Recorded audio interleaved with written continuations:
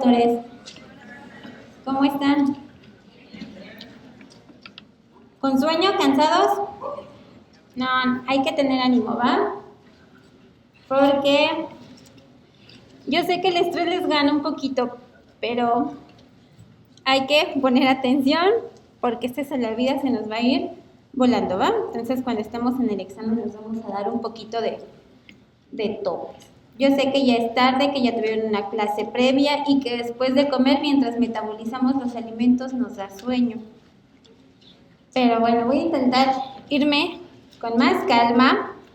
Hoy vamos a ver hemorragias de la segunda mitad del embarazo, que es lo que nos marca el temario del día de hoy.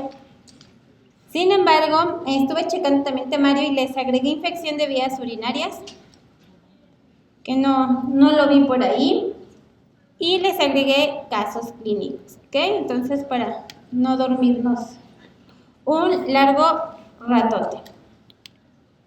Y bueno, dentro de las hemorragias de la segunda mitad del embarazo conocemos 3 patologías que son más comunes que otras. ¿Qué nos puede causar un sangrado, una hemorragia después de las 20 semanas? Pues la primera es una placenta previa, un desprendimiento prematuro de placenta normoinserta o una ruptura uterina. Los hemos llegado a ver más al final de lo que es el embarazo. Cada una tiene sus factores de riesgo y asociaciones, ya sabemos sus signos, sus síntomas y la forma de diagnosticarlas, y casi las 3 terminan en el mismo tratamiento, que es quirúrgico, la mayoría, no todas, ¿ok? Existe la basa previa, que es menos frecuente, que ya vimos un caso por ahí, y la coagulación intravascular diseminada, que nos las pueden dar diversas patologías, como ayer vimos el síndrome de HELP. También nos lo puede dar el desprendimiento prematuro de placenta normoinserta. Y bueno, vamos a ir asociando casos clínicos un poquito con la teoría. Iniciamos con el primer caso. Es una paciente con un embarazo de 34 semanas de gestación. Tiene como antecedente una cesárea previa secundaria a una desproporción cefalopélvica. La paciente acude a urgencias por presentar sangrado transvaginal activo. ¿A qué se refiere con sangrado transvaginal activo? ¿Qué características tiene? Rojo, rutilante y puede ser continuo. Aquí lo refieren leve y está acompañado de dolor abdominal. Se le realiza ultrasonido, el cual nos da el diagnóstico de placenta previa marginal. ¿Qué es la placenta previa marginal? A ver, alguien que me quiera ayudar y alce la mano. ¿Sí, doctora? Que llega hasta los márgenes del cervical, del orificio cervical. Ok, como el nombre lo dice, es una placenta de inserción baja que no ocluye el orificio cervical, sino solamente llega a su margen. Por eso se llama marginal. ¿Qué antecedentes tiene esta paciente o factor de riesgo para poder presentar una placenta previa? Tiene la cesárea, y se dice que las cirugías uterinas pues son los principales factores de riesgo predisponentes para este tipo de placentaciones. Acude con un cuadro pues muy florido, que es conocido en esta patología, que es el sangrado transvaginal activo. Es leve y está acompañado de dolor abdominal. Sin embargo, el dolor abdominal no es tan patognomónico, ¿ok? ¿Qué le harían a esta paciente de 34 semanas con diagnóstico por ultrasonido de placenta previa marginal, que acude por sangrado y dolor? Recuerden las semanas. Le hacen un perfil biofísico para ver cómo está el producto, y ahí dejo el sangrado a un lado. Y hago mi acentesis, me porto mal. Reposo en casa y de ahí que vigile el sangrado transvaginal y la actividad uterina me olvido. ¿Qué hago entonces? Hospitalizo, pongo en reposo absoluto, monitoreo signos vitales. Se dice que toda aquella paciente con placenta previa, sangrado transvaginal leve y que tengan un embarazo pretérmino entre la semana 26 y 34 Debemos manejarlas con reposo absoluto. En caso de que exista actividad uterina, inhibir, e iniciar el esquema de inductores de maduración pulmonar. Adentrándonos un poquito más a este tema de las hemorragias de la segunda mitad del embarazo, hay hemorragias que están causadas directamente por eventos desencadenantes del embarazo y otras que no son de origen obstétrico. Ya las traíamos por ahí decir esos factores. De causa obstétrica está el desprendimiento prematuro de placenta normoinserta, esta placenta previa, la ruptura uterina, la basa previa y la coagulación intravascular diseminada. En toda paciente embarazada con sangrado que hayamos descartado todas las patologías del lado izquierdo, debemos averiguar, pues, obvio, las de origen no obstétrico. Primero, descartar un tumor exofítico cervical, que son tumores sangrantes y sangran de forma continua. Pacientes que hayan tenido cervicovaginitis de repetición y que tengan una cervicitis espantosa, que hasta llega a erosionar el cervix y cause ese sangrado transvaginal. Pacientes con pólipos cervicales. ¿Qué son los pólipos cervicales? Son pequeñas evaginaciones del endometrio que llegan a veces a protruir por lo que es el orificio cervical, y como son evaginaciones de endometrio, están continuamente sangrando. La famosa eversión cervical es aquel conocido como el ectoprión, o es el tejido del endocervix, que es el tejido epitelio cilíndrico, que es muy friable y es muy sangrante. A veces en pacientes menores de 21 años, por efecto de anticonceptivos hormonales o por partos previos, puede haber esa eversión glandular. En pacientes con inflamación severa en vagina también puede causar sangrado y laceraciones vaginales, ya sean traumáticas. Y bueno, empezamos con la primera patología que causa hemorragia en la segunda mitad del embarazo, que es el desprendimiento prematuro de placenta normoinserta o abrupto placentario. ¿A qué se refiere este tema? Pues se conoce como la separación, ya sea de forma parcial o forma total, de la placenta, que normalmente se encontraba adherida. Esta patología se presenta después de las 20 semanas. Antes de las 20 es aborto. ¿Okay? Y se presenta también antes del trabajo de parto. Obvio, es considerada una urgencia obstétrica, tiene una incidencia más o menos del 1%, la tasa de mortalidad en las madres es del 1%, pero si checan en los productos aumenta de un 20 hasta un 35%. Cuando se logran dar estos desprendimientos en embarazos pretérminos, pues causan prematuridad en el producto. La principal causa que predispone a un desprendimiento prematuro de placenta normoinserta son los estados hipertensivos del embarazo. Y de ahí toda la cascada de la coagulación. Si un estado hipertensivo se me complica, me da una CID. Si un desprendimiento prematuro de placenta no lo controlo, se me complica y me da CID. ¿Okay? Por los dos lados me llega. Existen múltiples factores de riesgo, como en todas las patologías. Ya vimos, la edad materna no nos ayuda en nada. Pacientes multíparas tienden a tener más desprendimiento prematuro de placenta por esa sobredistensión uterina. Pacientes con tabaquismo, se dice que el tabaquismo y el uso de cocaína causan pequeñas áreas de hipoxia y el consecuente desprendimiento de la placenta. Sobredistensión uterina, que se refiere a embarazos múltiples o pacientes con polidrapnios, productos macrosómicos. La principal causa, los estados hipertensivos del embarazo. Pacientes con lupus, SAP, esas colagenopatías. Pacientes con ruptura de membranas en forma súbita, por gravedad, que hace jale líquido hacia abajo la placenta y la logra desprender. Y el más común, pues si tengo antecedente de un desprendimiento prematuro de placenta normoinserta, me aumenta el riesgo en mis siguientes embarazos. Y el traumatismo abdominal. Dentro de todos estos factores de riesgo, el principal, apréndanselo, los estados hipertensivos. ¿Cómo vamos a poder diagnosticar por clínica esta patología? Se presenta una tríada clásica que consiste en que la paciente presenta un dolor abdominal de forma súbita y de ahí se continúa con contractilidad uterina anormal ¿Qué quiere decir? Que puede tener más de 5 contracciones en 10 minutos o definitivamente ese útero no se relaja. ¿Cómo conocemos a esa hipertonía uterina? Como taquisistolia o policistolia.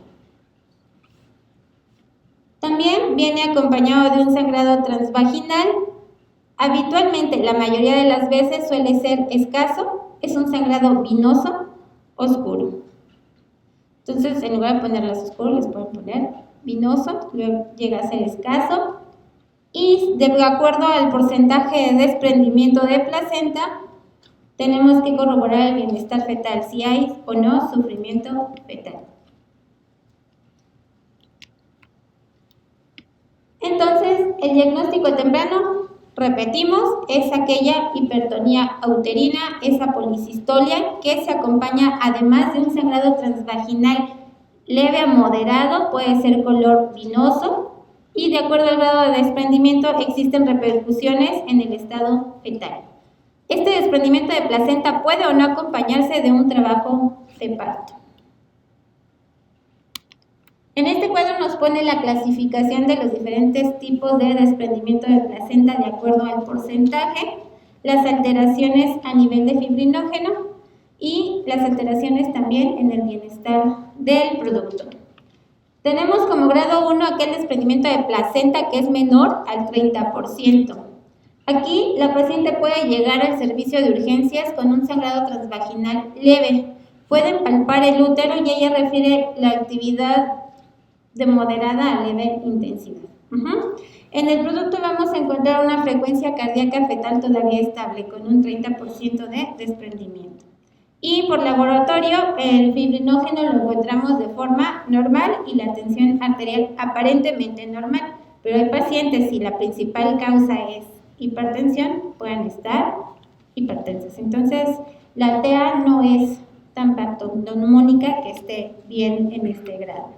El grado 2 ya es un desprendimiento mayor de un 30 a un 50%. Aquí ya el sangrado aumenta de leve a moderado, ya empieza a haber irritabilidad uterina y las contracciones ahí se quedan, ya no existe relajación. Puede elevarse esa TA, ya hay alteraciones a nivel de fibrinógeno y ya hay sufrimiento fetal. Entonces chequen qué tratamiento podemos dar en el tipo 1, en el tipo 2, de acuerdo a las características. Y el 3, que es el más severo, cuando existe un desprendimiento de placenta más allá del 50%. Aquí el sangrado ya lo consideran como severo, ya el útero es tetánico y es dolorosísimo, ya hay cambios hemodinámicos, ya se desprendió más del 50%, entonces al contrario, la paciente ya tiende a la hipotensión y puede haber ya muerte fetal. El fibrinógeno también se altera y disminuye hasta 150 miligramos. Ya podemos encontrar alteraciones de la coagulación, una trombocitopenia y nos va a llevar una coagulopatía por consumo, una CID y la muerte de la paciente. Entonces no es lo mismo en el grado 1 hacer manejo expectante a un grado 2 o un grado 3 que lo consideramos ya quirúrgicos.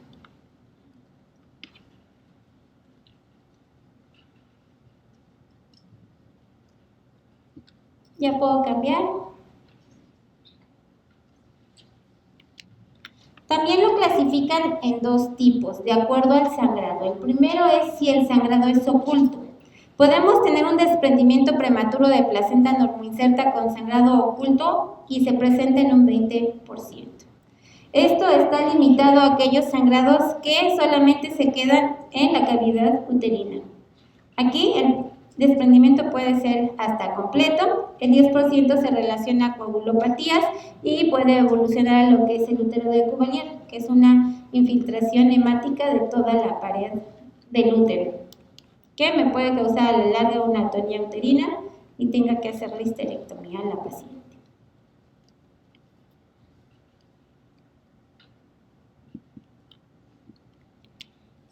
El siguiente tipo es de aquel sangrado que sí logramos ver, que es el más frecuente y lo encontramos en un 80%.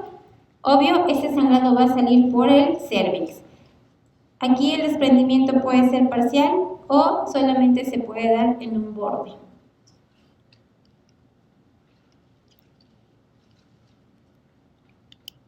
El diagnóstico, como se los comenté, siempre debe de ser clínico, historia clínica, signos vitales de la paciente, revisarlos, hacer tacto, palpación abdominal. Hay que valorar la viabilidad del producto con una PSS si son productos mayores de 28 semanas. Y en caso de que la paciente termine en histerectomía, pues el patólogo nos va a revelar ese famoso útero de Cuvelier y también el área de desprendimiento de placenta, que es muy evidente. En referente al bienestar del producto, pues cuando ya vimos que hay desprendimientos del 30 al 50 y más del 50%, ya comenzamos a ver repercusiones en la frecuencia cardíaca del producto, que lo puede llevar a un sufrimiento fetal o en ciertos casos, si es tan súbito, a la muerte intrauterina. ¿Qué vemos del lado derecho? Bueno, son dos registros cardiotocográficos. Ya vimos que la parte de arriba nos da la frecuencia cardíaca y la parte de abajo es la actividad uterina. Normalmente los tococardiógrafos, si llegan a ver dos líneas más marcadas, entre línea y línea más fuerte lo marcan como 3 minutos. Un registro para ser efectivo debe ser de 20 minutos, pero si checan entre un cuadro grande y otro cuadro, existen casi 2 a 3 contracciones. Entonces, más o menos aquí hay más de 6 contracciones en 10 minutos. En la parte de arriba hay una contracción, 2 del lado izquierdo de gran intensidad. Las subsecuentes se observan de ligera intensidad. Pero como logran ver, también tiende la taquicardia, está muy taquicárdico ese producto, hace un cubetazo después de la primera contracción, recupera, viene la segunda contracción y vuelve a caer. ¿Eso cómo se conoce? Como DIP tipo 2. En el registro cardiotocográfico de abajo empieza más o menos con un patrón que tiende a ser sinusoidal, pero no es sinusoidal de todo. Tiene una base como a 10 segundos, vuelve a subir más o menos sobre la base unos 20 a 30 latidos por minuto. Acá si logran ver, ahí sí hay una contracción por minuto y son un poquito más efectivas. Al lado derecho de la actividad uterina son las contracciones, viene una, todavía no se recupera, y ya viene la otra, y es ahí cuando empieza a ver otra vez los DIP 2. Entonces memorícense las PCS.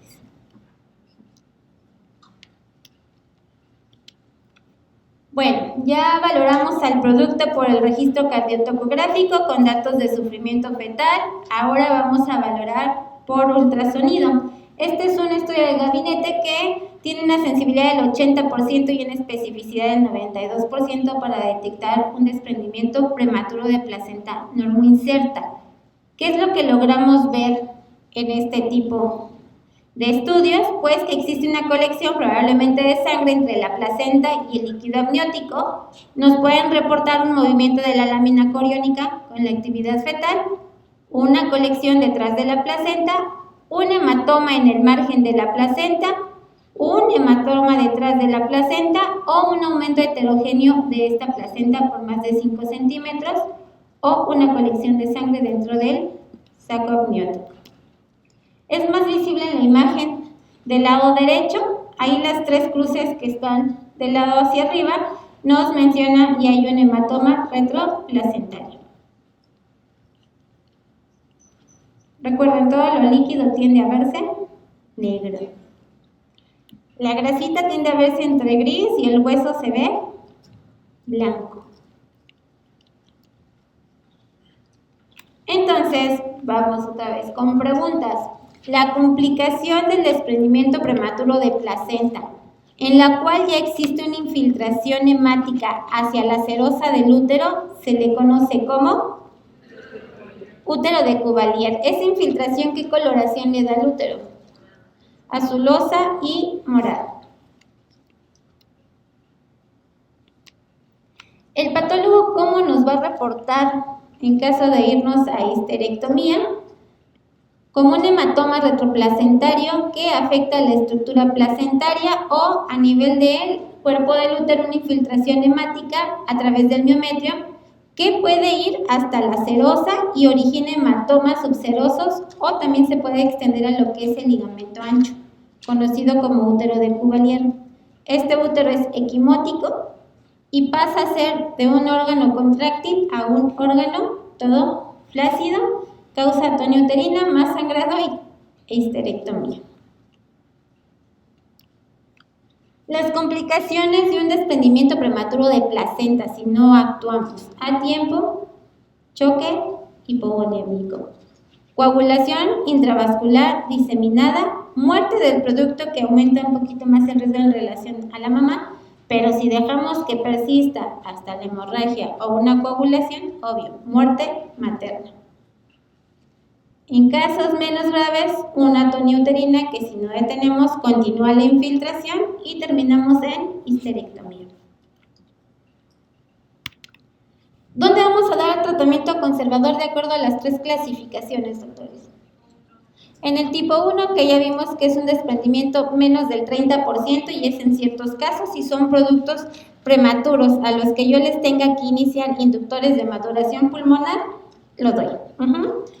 ¿Qué más? Pues está la frecuencia del producto bien, la tensión de la mamá bien, laboratoriales bien, entonces solamente en el tipo 1 doy manejo conservador. Si por ejemplo la paciente tiene 33 semanas y en el ultrasonido me revela un desprendimiento del 20%, no hay actividad uterina, ya no hay sangrado activo en este momento, pues doy reposo, doy hidratación, puedo dar manejo uteroinhibidor. Si está hipertensa, pues tengo que tratar esa hipertensión, controlarla y hacer un registro ultrasonográfico cada 12 a 24 horas para ir vigilando si ese desprendimiento ha aumentado o no ha aumentado. Al producto también hay que tomarle su PCS cada 12 a 24 horas y para descartar actividad uterina. Pedir de forma rutinaria laboratoriales, ya sea biometría hemática, tiempos de coagulación y fibrinógeno. Entonces, manejo conservador en embarazos pretérmino, un desprendimiento grado 1, sin sangrado activo, madre hemodinámicamente estable, producto con adecuado bienestar. ¿Y en qué casos voy a realizar cesárea de urgencia? En aquellas pacientes con un desprendimiento de grado 2, en grado 3, cuando existe el sufrimiento fetal agudo, compromiso materno, una hemorragia importante, y eso sí, valorar si doy parto en productos súbitos. En caso de desprendimiento de placenta y producto óbito, debemos de valorar de acuerdo a las características de la paciente si les doy parto. Si les ponen una gesta 3, 2 cesáreas, desprendimiento de placenta y óbito, ¿qué van a hacer con ella? Cesárea, aunque esté óbito, ya sería iterativa. ¿Ok? Ahora le van a causar una ruptura uterina. Y en un desprendimiento de placenta ya de embarazos de término, si les dicen de un 30%, pues ya para que le den manejo conservador. Hacemos cesárea. Repetimos otra vez, pacientes con desprendimiento prematuro de placenta normoinserta en forma parcial, que es de la edad viable, 28 a 34 semanas, que no tengan indicación de interrupción de urgencia vía abdominal, pues damos esquemas de inductores de maduración pulmonar. Para que no se les olvide, betametasona son 2 dosis, cada una de 12 miligramos cada 24 horas, y la dexametasona son dosis de 6 miligramos intramuscular cada 12 horas, 4 dosis. Dependiendo del grado de infiltración del útero y si está tónico o no, podemos utilizar los oxitóxicos. Si responde y ya no hay sangrado, lo dejamos. Pero si no responde a oxitóxicos, está tónico y sigue la hemorragia, histerectomía. ¿Dudas hasta aquí con desprendimiento? ¿Seguro? Doctora, Mande. aquí en los pacientes que mencionaban que son pretérmino y se le da un manejo conservador, al llegar ya a la edad gestacional de término, ¿se le hace cesárea de todos modos? No, valoras igual el grado. Si ya no aumentó el desprendimiento y la paciente tiene condiciones, le puedes dar una prueba de trabajo de parto. Sin embargo, al iniciarle la prueba de trabajo de parto, si empieza a desprenderse, cesárea.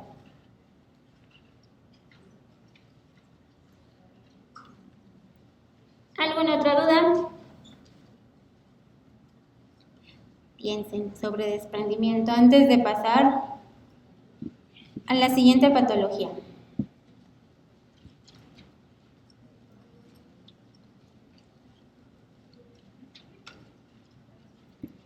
Bueno, entonces sigamos con la que es el pan nuestro de cada día en los hospitales de tercer nivel, que es la placenta previa como consecuencia de cirugías uterinas previas, entre ellas la cesárea, que en nuestro país se ha elevado hasta un 70%.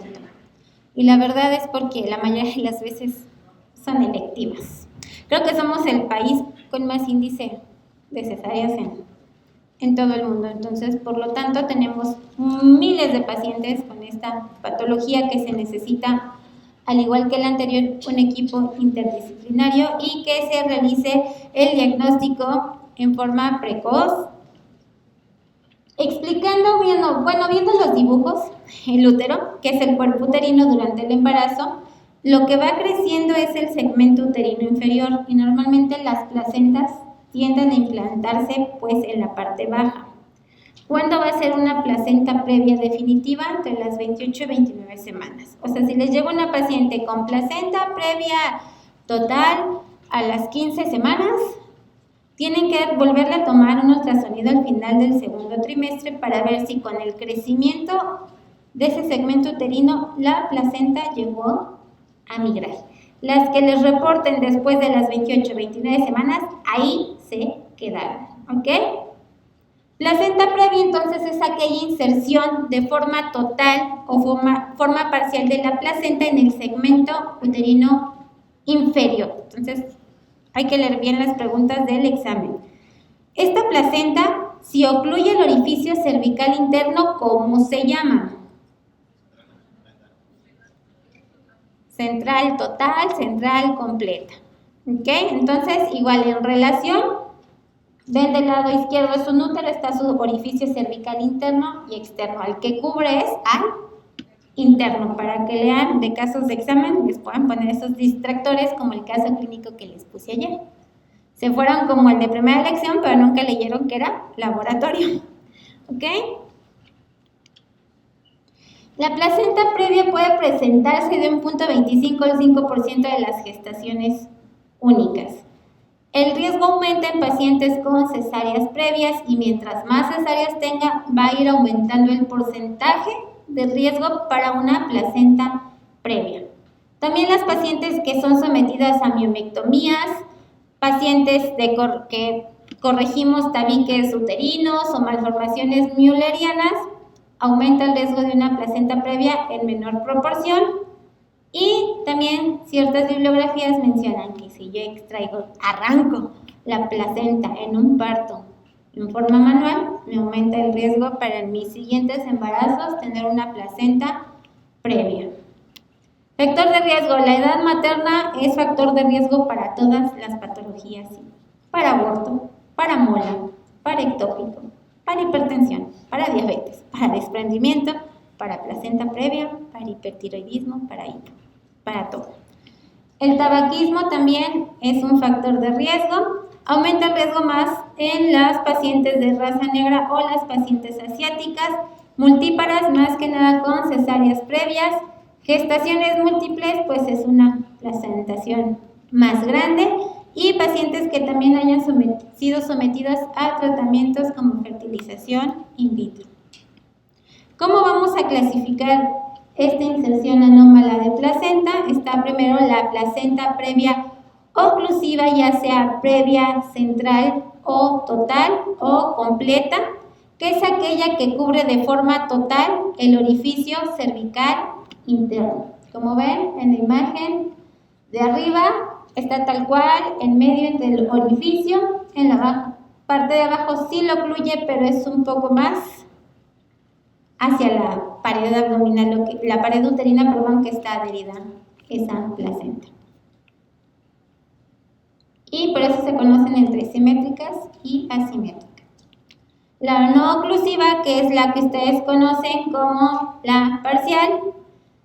La parcial es la que cubre forma, como ese nombre, parcial, la puede cubrir en un 50% el orificio cervical interno. La marginal, como su nombre lo dice, solamente queda en el margen del orificio, pero no lo cubre en ningún porcentaje.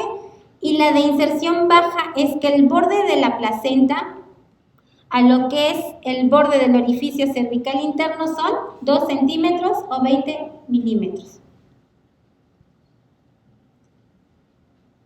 Luego les llegan a poner, hay literatura que dice 5 centímetros, no, inserción baja de placenta 2 centímetros.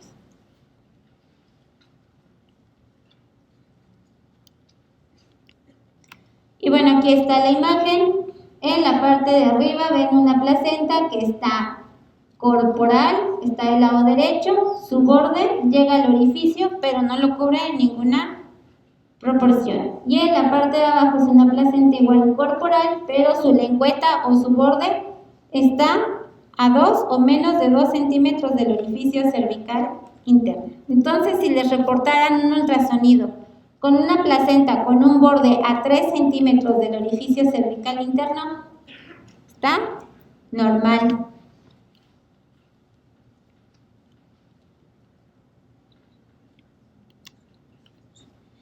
El cuadro clínico, pues si estamos viendo hemorragias de la segunda mitad del embarazo, también desencadena con un sangrado transvaginal, pero aquí es un sangrado rojo brillante. Aquí sí es también más que nada de origen materno. Hay un porcentaje un poquito elevado.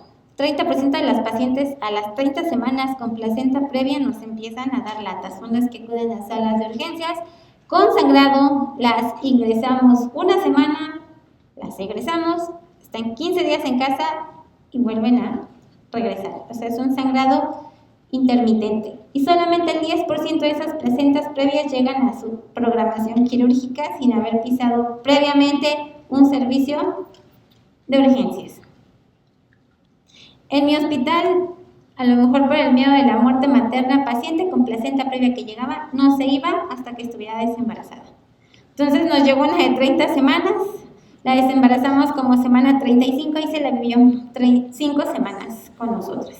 Pero ella sí era intermitente, sangraba, bajaba, toca vigilancia, subía, transfundíamos, estaba bien, pasaban 3 días, sangraba y volvía a bajar. ¿Okay? Entonces sí son casos muy insidiosos y muy inciertos y nos asustan demasiado. El diagnóstico lo debemos de hacer de forma temprana. Otra vez, es un sangrado transvaginal que es activo, que no viene acompañado la mayoría en su gran porcentaje de dolor. La cantidad puede ser variable, y si hay pacientes que 3 gotitas y hay pacientes que sangran de forma abundante, y este sangrado es más común al final del segundo trimestre del embarazo. Contraindicado de preferencia actividad sexual en este tipo de pacientes.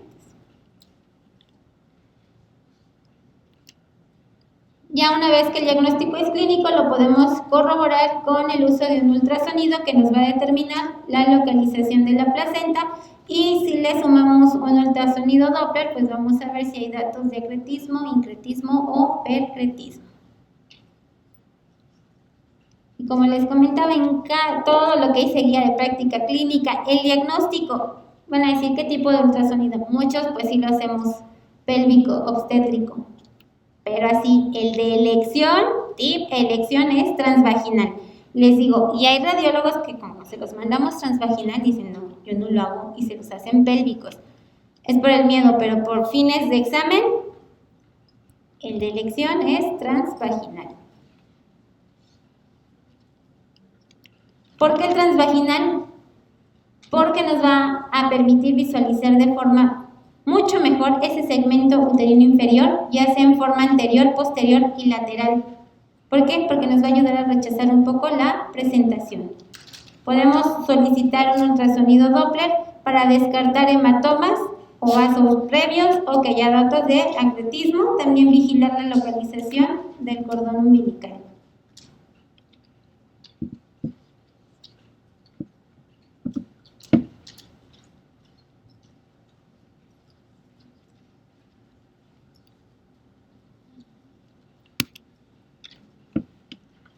Complicaciones, pues estas 3 patologías nos van a aumentar el riesgo de morbimortalidad, tanto del producto como de la madre. ¿Qué me puede causar una placenta previa? Puede irse acompañada de una ruptura prematura de membranas, un parto prematuro, prematurez del producto. Son pocas las que culminan en una hemorragia grave, un desprendimiento de placenta. Algunos casos, placenta previa, encontramos con acretismo placentario. O podemos alumbrar esa placenta poscesárea y a los 2 días queda ahí el lecho placentario sangrante y vas para adentro otra vez la paciente. Una histerectomía de urgencia y en pocas ocasiones embolia de líquido amniótico. El tratamiento también va a ser individualizado de acuerdo a la edad de la paciente y el cuadro clínico que esté presentando en ese momento.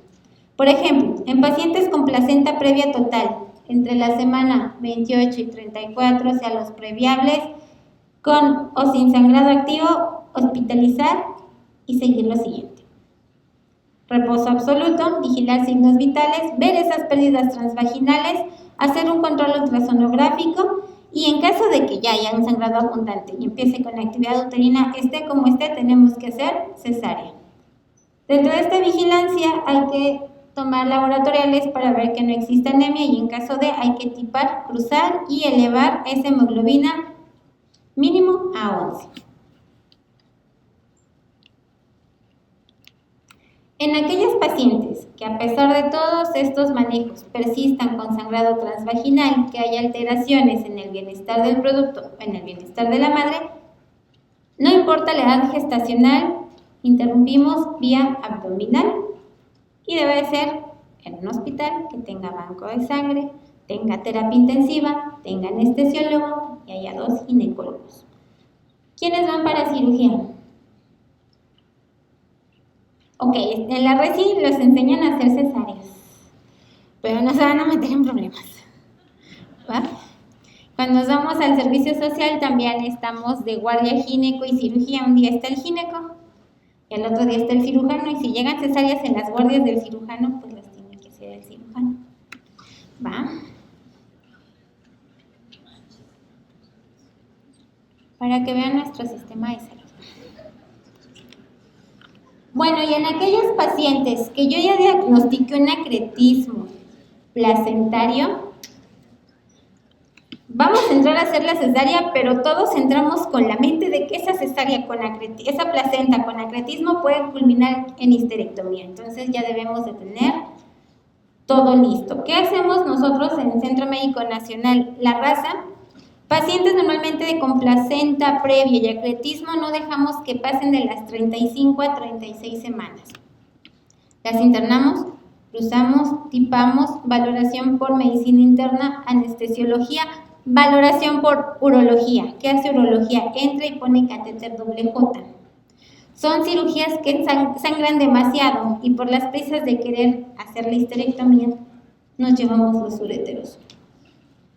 Entonces, perulizamos con catéter doble J esos ureteros, terminamos histerectomía, regresa a urología y retira catéter doble J. Okay. En todos los hospitales pues tenemos de activar aquel famoso código Mater que ya vieron. En el momento en que la paciente empiece a sangrar, lo activo. No me voy a esperar a que ya lleve 10 compresas la paciente. ¿Okay? Y en caso de que la hemorragia persista, después de la histerectomía, muchas veces realizamos empaquetamiento. ¿Qué es? Pues hacemos una técnica compresiva con, como su nombre lo dice, compresas. En La Raza las colocamos en bolsas de polietileno, esas bolsas del súper, pero estériles, esas blanquitas con las que agarramos las verduras. Colocamos 5 dentro de la bolsa y posteriormente 5 en cavidad abdominal, cerramos, pasan a terapia, vigilamos la presión intraabdominal y entre las 24 y 48 horas desempaquetamos. En caso de persistir con el sangrado, podemos realizar ligadura de arterias uterinas, igual, con equipo interdisciplinario. Que si lo hacen así y no se sabe la técnica, ¿qué va a pasar? Le van a dar la vena. Y si no tienen un angiólogo, muerte materna segura. ¿Qué es la placenta acreta? Aquella placenta que se adhiere de forma fuerte, al miometrio. La incidencia es de 3 en cada 1000 pacientes con placenta previa. Obvio, aumenta el riesgo de tener mayor hemorragia, infección intraabdominal y lesión a órganos adyacentes. El principal órgano que daña la placenta acreta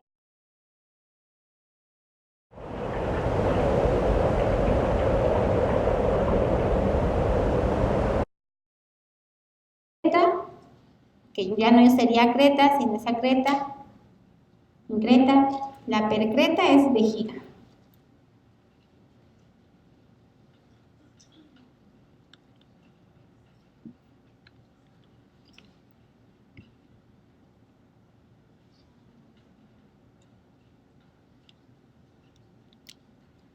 También, así como existen factores de riesgo para una placenta previa, existen factores de riesgo para un acretismo placentario. Y para que haya un acretismo placentario, pues se necesita una cicatriz uterina previa, entre ellas una cesárea. Entonces ahí es donde va a tener predilección esa placenta, va a decir, aquí hay menos flujo, pero hay más angiogénesis. ¿Por qué creen que busca la placenta? Porque en una cicatriz al inicio, como toda cicatrización en cualquier parte del cuerpo, que hay angiogénesis. Entonces se implanta y me agarro de forma profunda. Menos frecuente en otras cicatrices, les digo, como miomectomías de grados o extracciones manuales de placenta. Bueno, aquí viene un porcentaje de, si ya tuve un antecedente de una cesárea con placenta previa, a la segunda, ¿cuánto me va aumentando el riesgo? Si no tengo ninguna cesárea, por ejemplo, si yo fuera primigesta o tengo un parto previo, tengo el riesgo del 3.3% de que esa placenta se inserte en forma inadecuada. Si tengo una cesárea previa, yo ya tengo el 11% de que si me vuelvo a embarazar, esa placenta termina en un acretismo placentario. Si ya es mi tercer embarazo y tengo 2 cesáreas previas, aumenta el 40%. Señora, ¿algún método de planificación? Mi marido me cuida. 3 cesáreas previas, aumenta el 61%. 4 a 5 cesáreas, 67%. Que también hemos llegado a ver gestas 8 con 7 cesáreas. Volvemos a abrir y como si nada. Pero son una entre millones. Entonces, esta implantación anómala de la placenta, la primera es acreta. ¿A qué se refiere? A que las vellosidades coriales se agarran de forma directa al miometrio, pero en un 80%. Increta abarcan casi todo el miometrio. Y la percreta agarra miometrio y llega hasta sedosa y puede dañar a estructuras vecinas. Y la primera, pues si la placenta está de forma baja, hacia adelante tiene vejiga y por la parte posterior tiene recto. Hacia abajo puede agarrar vagina o cervix, pero la mayoría de las veces va por vejiga. ¿Qué hacemos en pacientes con una placenta percreta, o sea que agarró vejiga? Imagínense, llega una paciente con un reporte de ultrasonido, gesta 4 3 cesáreas, embarazo de 35 semanas.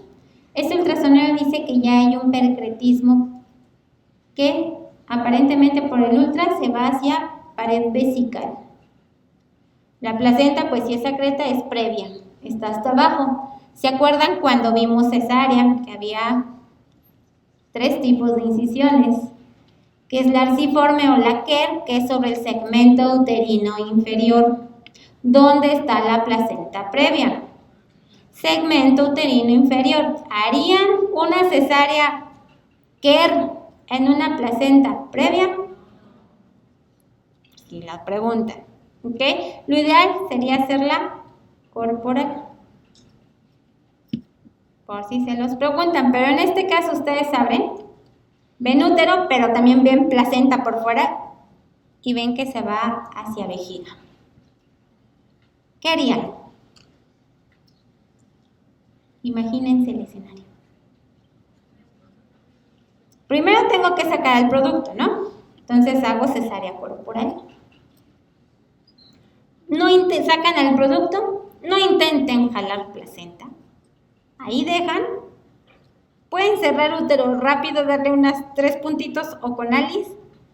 Se van directo a histerectomía, pero el tejido placentario que está en vejiga, ahí lo dejan. Si se ponen a arrancar placenta de vejiga, al rato la paciente va a tener que visitar urgentemente, bueno, el urólogo la va a tener que visitar y reparar el destrozo que hicimos. Cerramos y mandamos metrotexate. ¿Se acuerdan que el metrotexate es un metabolito que le da al trofoblasto? ¿De dónde viene la placenta? Pues trofoblasto. ¿Ok? Entonces les pueden poner así un caso. Si hay un perecretismo, dejan ahí el tejido en el órgano en el que esté y dan dosis de metrotexate.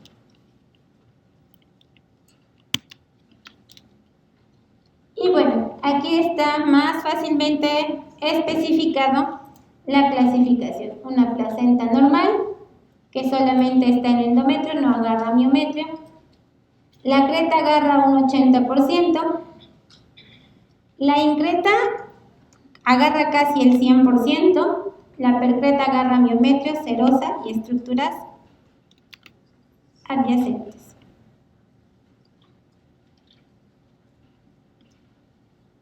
A ver si por dibujitos logramos más o menos.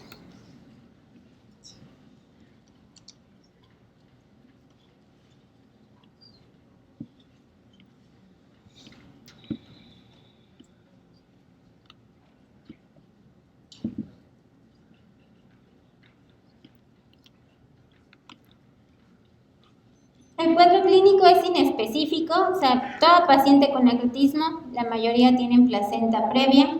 Les digo, el 10% de esas pacientes son asintomáticas, 30% de estas pacientes entre las 30 semanas nos van a empezar a dar lata.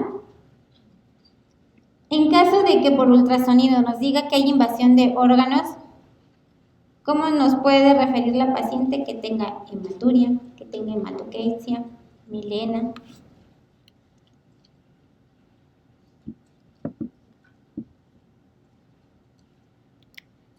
Que también nos ha llegado casos que hay placentas de inserción baja posteriores o solamente posteriores y que intentamos jalar placenta y de plano no, ¿y qué hacemos?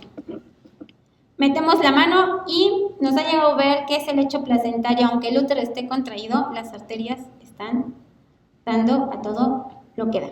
O hay pacientes que tienen un aborto previo, ultrasonidos aparentemente normales, es su primer parto, alumbramos placenta y hemorragia. Pásenle oxi, pásenle carbe, pásenle ergo, pásenle todo y continúa el sangrado. Luego pasen valvas, revisamos cervix para ver que no haya laceraciones, revisamos vagina y nada. ¿Y qué hacemos? Pinzamos arterias uterinas. Y sí, si ustedes cuando hacen la revisión de su útero ya ven que alumbramos placenta y posteriormente hacemos revisión manual, se siente el flujo sanguíneo ahí donde estaba insertada la placenta.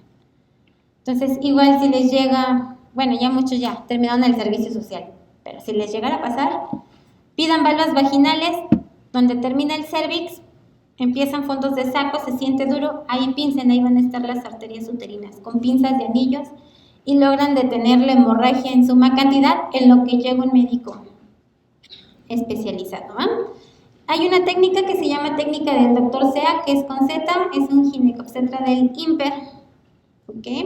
Y si tienen, no es de que se los vayan a preguntar, pero de tarea por si quieren, está también la técnica Gala, que es de un doctor mexicano, el doctor García Abel, que es ligadora de arterias hipogástricas.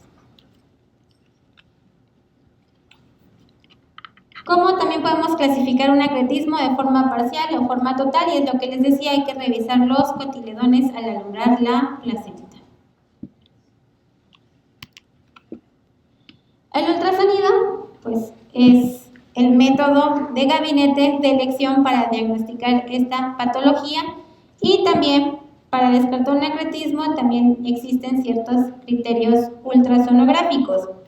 Entre ellos les pueden reportar o en el examen les pueden poner ultrasonido reporta desaparición o irregularidad del área hipoecoica retroplacentaria. O un grosor miometral retroplacentario inferior a 1 milímetro. O múltiples lagunas vasculares, lagunas placentarias y áreas de hipervascularidad por ultrasonido Doppler. O presencia de tejido placentario o vasos abundantes en el margen del útero y la placenta.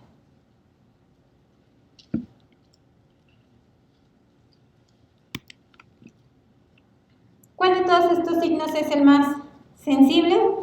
La presencia de lagunas placentarias múltiples y de forma irregular.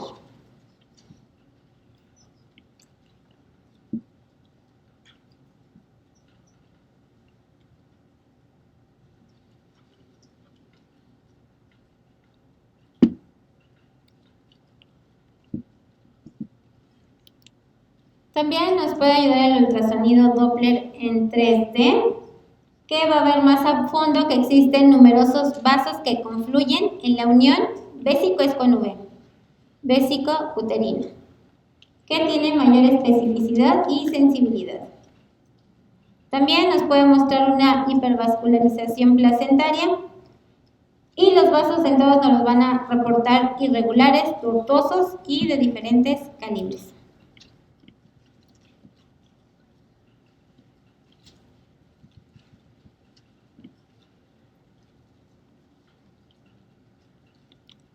Y bueno, en ciertos hospitales en los que se cuente y tengamos ciertas sospechas, la resonancia magnética. ¿En quiénes podemos tomar la resonancia? En pacientes en que el ultrasonido todavía nos deja con duda o que no es concluyente. Como que se ven lagunas, pero sí se ven, pero no son irregulares, pero creo que sí son irregulares. Como que los vasos son tortuosos, pero... Entonces mejor tomamos la resonancia magnética. Y cuando sospechamos en una placenta percreta, pero ya el ultrasonido no nos deja ver más allá de otras estructuras. El tratamiento del acretismo, ya se los dije, es igual que la placenta previa, es cesárea, pero toda paciente con placenta previa lo ideal es que entrara con ese Doppler para ver si nos vamos a ir solamente por una placenta previa o un acretismo placentario. ¿Qué vamos a hacer con estas pacientes con acretismo placentario? Pues casi es el mismo manejo, si son embarazos pretérmino, que no haya actividad uterina, que el sangrado no me causa una inestabilidad hemodinámica ni el bienestar del producto, pues reposo absoluto, vigilar signos vitales, vigilar pérdidas transvaginales, control ultrasonográfico del producto, también control de hemoglobina de la mamá, bienestar fetal, y programarla entre las 35 y 36 semanas. Y en aquellas pacientes con acretismo placentario que lleguen con sangrado o actividad uterina, directamente a cesárea con equipo multidisciplinario, 2 vías canalizada, paquetes plasma disponible, pediatra neonatólogo, unidad de cuidados intensivos, y en ciertos casos hasta factores de coagulación. De acuerdo al grado de acretismo de la paciente y la hemorragia que encontremos, hay que valorar si nos vamos a histerectomía o solamente si decidimos disminuir el flujo a la pelvis ligando las arterias uterinas o en su caso las arterias hipogástricas. Recuerdan anatomía. Las arterias uterinas, rama ¿de dónde? La arteria hipogástrica. ¿Qué es la arteria hipogástrica? La ilíaca interna. Y la ilíaca interna de la ilíaca común y la ilíaca común de la aorta. Ok, entonces, aprendan otra vez. Aorta, ilíaca interna y ilíaca externa. La que nos importa es la ilíaca interna o hipogástrica.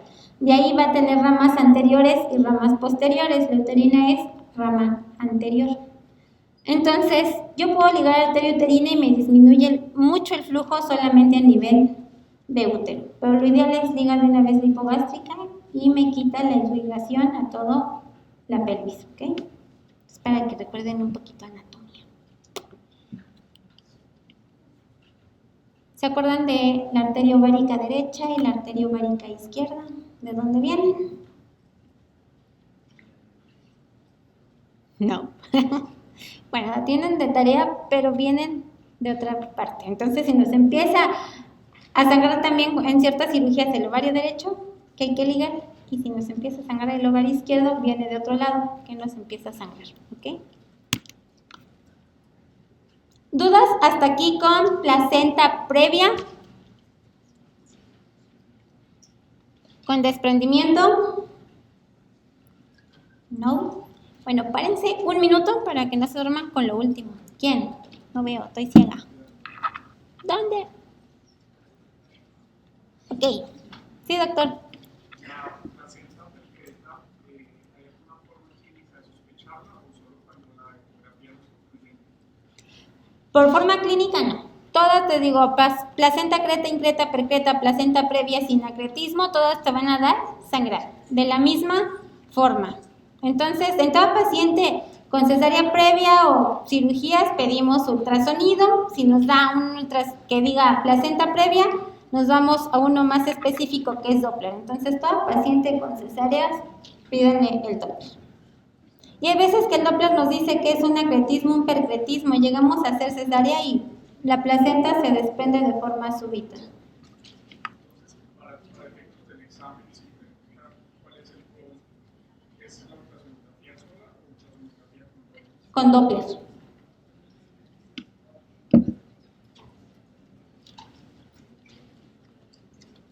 ¿Alguna otra pregunta? Sí, doctor. Ahí voy, para allá. Ajá. En la evolución de placenta, pues en el embarazo pretérmino, el método de evacuación sería vaginal y en término sería cesárea. En un desprendimiento de placenta, primero tienes que ver el grado de desprendimiento que te reporten por ultrasonido.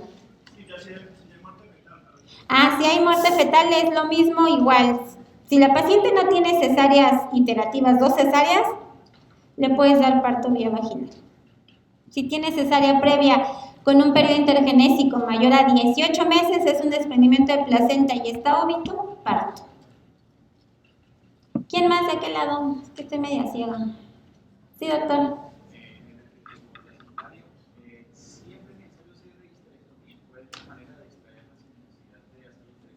Sí, no en todas culminan en histerectomía. Hace la incisión corporal, luego no hay que traccionar placenta, hay que esperar esos 30 minutos aparentemente, o sea, tenemos 30 minutos para que alumbre esa placenta de forma espontánea. Si vemos que no alumbra y empieza el sangrado, podemos hacer ligadura de arterias uterinas, continúa el sangrado, histerectomía. ¿Alguien más? No veo muy bien de lejos. ¿No? Sí, doctor. Sí. Para la localización de esta variante como acreta o discreta o la que sea, tiene que ser previa, no puede ser como incierta. El factor de riesgo son las cicatrices, generalmente son bajas, pero no podría haber, por ejemplo, secundario miomas, Sí, pueden existir o hasta pacientes primigestas, sin ninguna cirugía, sin miomectomía, sí. Normoinserta y con acretismo, sí. Es la única que he visto en toda, pues, ni la vida residente, la vida médico de base fue hace como 7 meses en Hospital Obregón, donde estoy, una niña de 15 años, primigesta, es una placenta corporal posterior con acretismo placentario. Lo que hacemos es que Hospital Obregón es segundo nivel. Policía Auxiliar tiene convenio con Hospital General, se refiere a Hospital General. Están en comunicación ambas direcciones y sí fue un acretismo placentario posterior. Sin embargo, se logró rescatar útero. El Hospital General maneja otro tipo de tratamiento que embolizan las arterias uterinas antes del procedimiento, antes de la cesárea. Entonces ellos las embolizan, disminuyen el flujo, extraen producto, extraen placenta y vigilan. Okay. ¿Alguna otra pregunta? No, bueno, vamos a pararnos un minuto para que...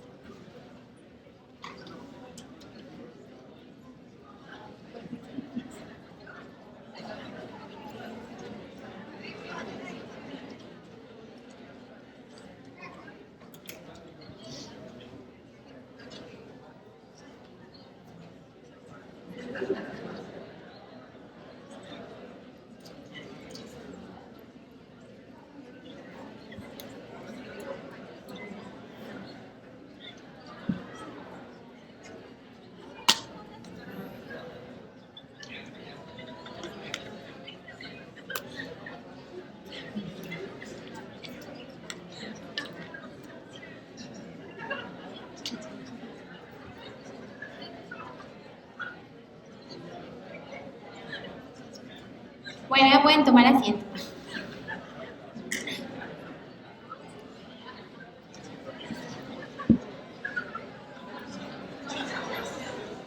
Bueno, ya vamos con el último tema de estas hemorragias de la segunda mitad del embarazo, que es la ruptura uterina.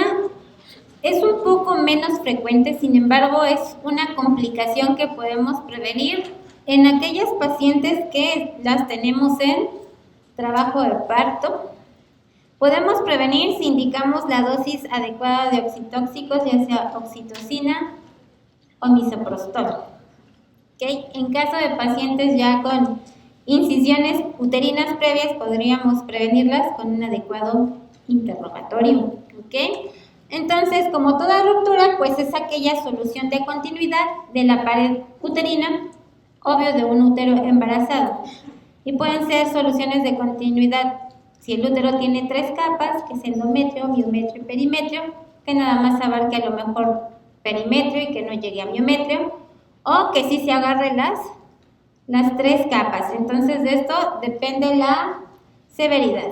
De ruptura uterina vamos a excluir todas aquellas perforaciones, por ejemplo, que lleguemos a causar en legrados uterinos. O sea, si yo perforo en un legrado uterino es perforación uterina, eso no es ruptura, es perforación. O cuando esté haciendo histeroscopías diagnósticas, puedo perforar con la lente útero, pero normalmente no hacemos histeroscopías en pacientes embarazadas, por eso es la excepción.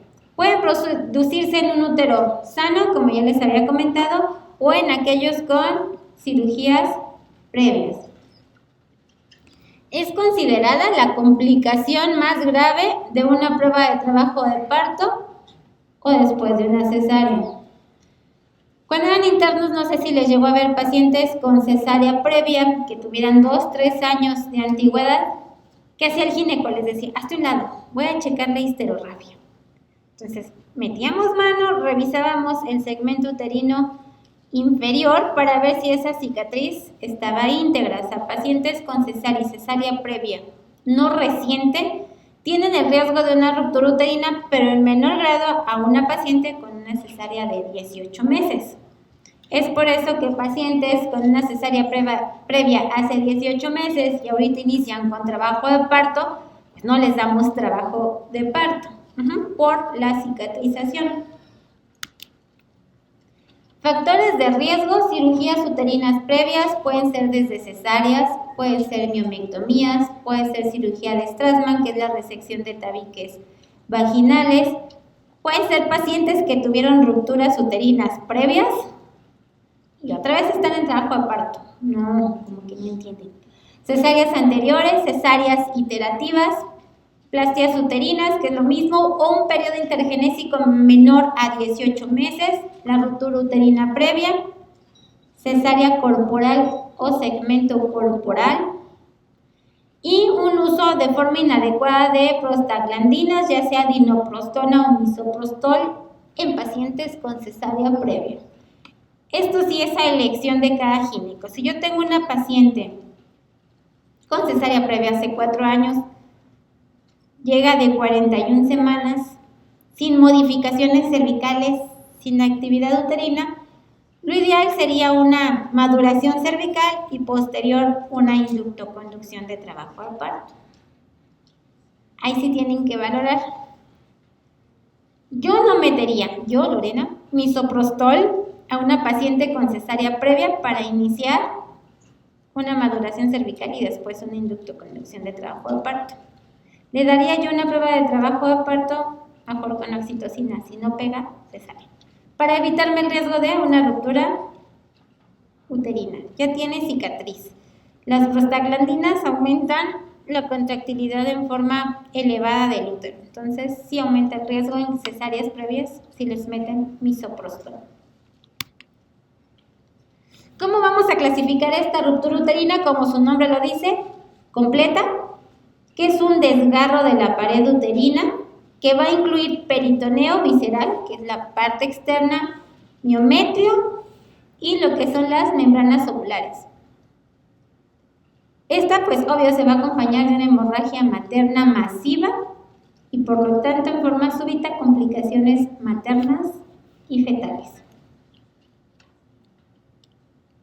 Es como, imagínense una olla de barro. Cuando se cae, se parte en dos. Así tal cual con la ruptura uterina completa. Una ruptura uterina incompleta es una ruptura de forma segmentaria que puede preservar ese peritoneo visceral, que es la capa externa. Aquí podemos encontrar las membranas ovulares rotas o íntegras. Este tipo de ruptura casi nunca se asocia a hemorragia materna o complicaciones. A veces pasa desapercibida. U otras veces, como les digo, hacemos la exploración después del parto en pacientes con cesárea previa y vamos ahí tocando la incisión, la cicatriz y ¡pum! Se nos va el dedito. Son dehiscencias leves de las histerorafias previas que hay que entrar a la parotomía y a cerrar.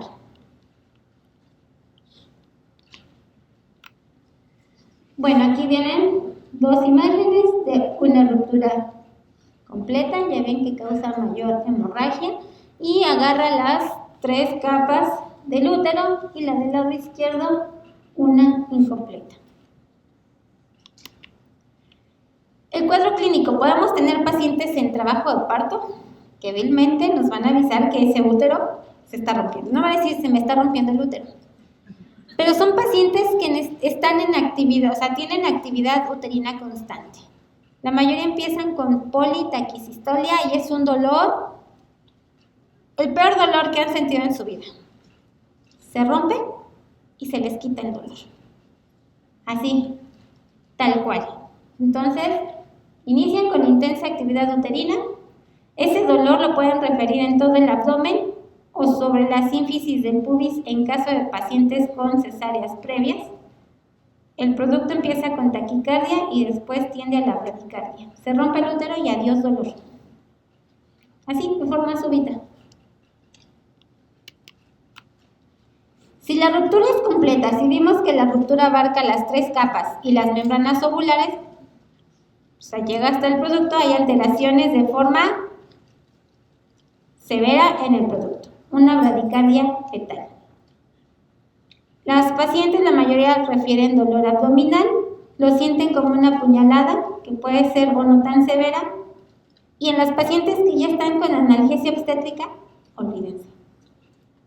O sea, no se confíen de pedir, cuando le pidan a las pacientes analgesia y las tienen en trabajo de parto, porque no van a sentir cuando se rompió. Este dolor, ¿qué va a provocar? Pues que se cese cuando se rompe, pues ya no hay dinámica uterina, se quita el dolor. Y por lo tanto, si yo palpo abdomen, voy a encontrar el producto hasta apéndice, gifoides y voy a lograr palpar piecitos, cabecita y la frecuencia down. Y puede haber o no hemorragia transvaginal, hipotensión materna, taquicardia materna, choque. Si se tratase de una ruptura incompleta, esta sintomatología depende de la extensión y la localización de la ruptura. Aquí los síntomas son menos severos y se presentan de forma silenciosa. La paciente, les digo, presenta más en el dolor, en la cicatriz previa. No sé si cuando eran internos les tocó. Paciente con dolor en sitio de histerorrafia persistente. Cesárea. O sea, si la paciente te dice, es que me duele ahí donde está la otra cesárea, hay que creerle, a no esperarnos a que sí sea una ruptura parcial. Estos tienen menores repercusiones en el producto y causan mínimo sangrado transvaginal y mínimo hemoperitoneo. El diagnóstico clínico. La paciente refiere dolor súbito a nivel suprapúbico, la encontramos hipotensa, taquicárdica, ya la presentación la encontramos muy arriba, alteraciones en la frecuencia cardíaca del producto, entre ellos la bradicardia, e incluso ya no auscultamos nada. Aquí no hay ningún signo patognomónico, pero tenemos que hacer un conjunto de todos y sospechar si encontramos un registro cardiotocográfico anormal tendente a bradicardia, dolor abdominal severo, dolor repentino en la cicatriz quirúrgica, sangrado transvaginal anormal, en pocas ocasiones puede haber hematuria, con un cese de la actividad uterina previamente, que estaba todo lo que daba, taquicardia materna, hipotensión y choque. ¿Cómo lo confirmamos tal cual? Por una LAPE cesárea.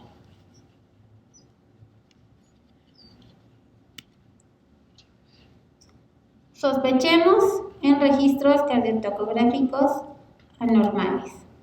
Entonces, si sospechamos, vamos directo a una LAPE, estabilizamos a la paciente 2 vías, tipo y cruce. Por eso lo ideal es toda paciente embarazada que ingresa a unidad tocoquirúrgica, típenla y crucenla. Aunque digas, es gesta 5, tiene 4 partos, está normal, hasta la gesta 5 nos puede dar atonía uterina. De ser posible, de acuerdo a la extensión de la ruptura, hay que reparar el útero. Si el útero se hizo así como la cazuela de barro, ni modo que lo armen por rompecabezas. Histerectomía.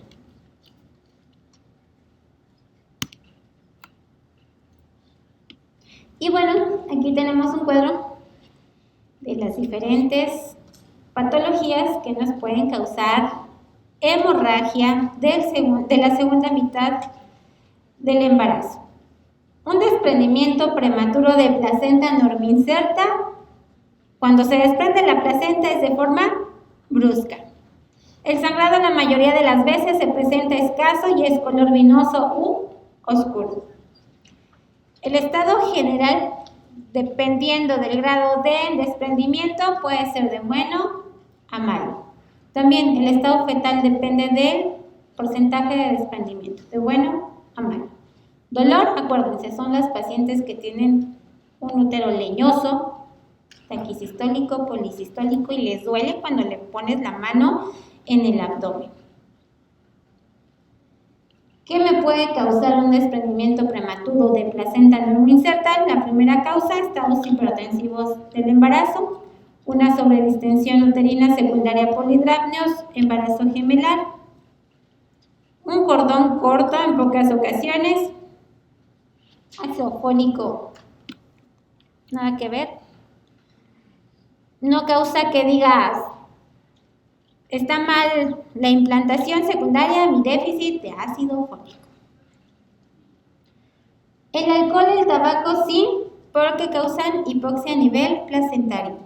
Y la multiparidad por la relajación de larga evolución ya de esas fibras uterinas. La placenta previa, les digo, como su nombre lo dice y se los comenté, el inicio no es tan brusco, es un inicio lento que puede hacerse intermitente. Aquí el sangrado lo refieren rojo, rutilante, discontinuo, recidiva, voy, me quito, regreso, más, menos, poco. Tiende un poco más a la coagulación. De acuerdo al sangrado, el estado fetal y materno puede ser bueno. Son pacientes que no cursan con dolor, por lo tanto, el tono uterino lo encontramos normal. ¿Qué me puede predisponer a una placenta previa? Cirugías uterinas previas, embarazos múltiples, la multiparidad, tabaco, edad avanzada. La basa previa. Como ya habíamos visto un caso ahí de basa previa, aquí el comienzo puede ser brusco y coincide cuando nosotros rompemos membranas. Sale ese líquido color agua de fresa. El estado general de la mamá es bueno, pero el problema es a nivel del producto. Le puede ocasionar un sufrimiento fetal y por lo tanto hay que hacer cesárea de forma inmediata y es secundaria a una inserción velamentosa del cordón. Ruptura uterina, ya vieron pacientes con gran actividad uterina, se rompe de forma brusca, la paciente refiere que el dolor se ha calmado, podemos tener sangrado vaginal o sangrado abdominal que nos puede conducir de acuerdo si es una ruptura completa o incompleta a un choque hipovolémico. También el estado materno-fetal depende del tipo de ruptura, si es completa o incompleta. Asociaciones a cicatrices uterinas previas, trabajo de parto prolongado o un uso inadecuado de oxitóxicos. Y también durante el trabajo de parto ya vimos que podemos tener desgarros a nivel cervical, a nivel vaginal. El comienzo, pues, nos damos cuenta tal cual. Cuando sale el producto hacemos revisión de cavidad, pensamos que es una atonía, el útero está bien contraído, hay que pedir las valvas, hay que revisar cervix y hay que revisar vagina. Dependiendo del grado del desgarro y la zona donde se desgarró, viene la cantidad de sangre. Mientras más estén metidos hacia cavidad vaginal, más difícil va a ser para nosotros reparar y que el sangrado sea menor. El estado materno depende si dejamos que se choque y no lo reparamos, mal. Del producto, él ya salió, entonces a él no le afecta un desgarro vaginal. Puede haber o no dolor al momento de la reparación. El tono uterino pues nada tiene que ver con el desgarro vaginal, entonces lo vamos a encontrar normal. ¿Cómo se puede desgarrar una paciente en un parto precipitado en productos macrosómicos si yo utilizo forceps y no me sé la técnica? ¿Dudas, doctores? ¿Ya están hechos? No. ¿Dudas sobre ruptura uterina? ¿No? ¿Sobre las demás patologías? You sure?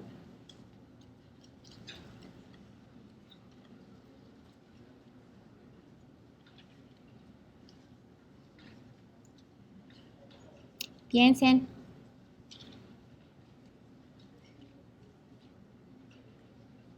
Por acá. ¿No? Bueno, pues vayan a descanso. Regresamos con infecciones de vías urinarias y casos clínicos.